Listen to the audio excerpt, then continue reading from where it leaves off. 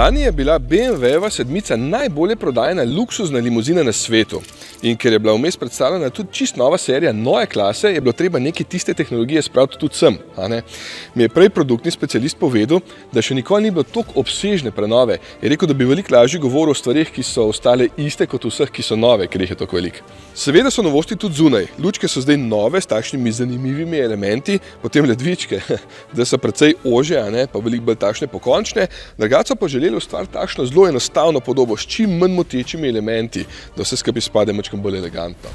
Zadaj je tudi čisto enostavno, luči so takšne široke, da bo še bolj elegantno, pa tale logo je zdaj lepo usidran tukaj noter. Drugače pa nova ta oznaka 740 oziroma nov je motor 6-valjnik, naslednje leto bo potem tudi 8-valjnik na voljo, pa dizelski motor, pa še 3 različice i7, torej električne. Tam je pa nova baterija, cilindrično obliko celic ima zdaj po novem, baterija sama pa 112,5 kWh neto za doseg več kot 700 km.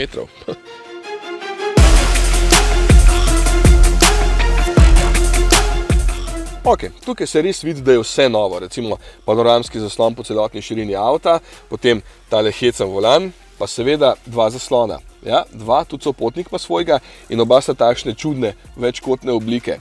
Drugače pa več kot 700 kombinacij opreme možno tukaj noter in zelo velik poudarek so naredili tudi pri samodejni vožnji. Avto pa je lahko čisto sam voz po avtocesti in tudi zamenja pas, če samo gledaš v eno od ogledal. Bomo videli, kako to deluje v praksi. Ampak to je vse za voznika. Zadaj se sedi v takšnem avtu, Zdaj, tale zaslon ni takšna novost, Fajn je, ko gre lepo sam dol, pa ko se ti lesenčniki gor dvignajo, še vedno je širok dobrih 31 palcev, ima pa ločljivost 8K in posod se ga lahko dotikate.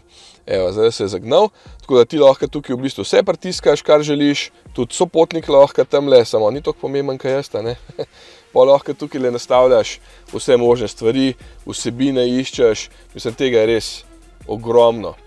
Je pa tudi ful dober, zato ker se tukaj od zadaj toliko fajn sedi, da se jaz ne bi več ven spravil pa delal še naprej. Ja, drugače pa 28. marca, evo, če še kdo ni videl.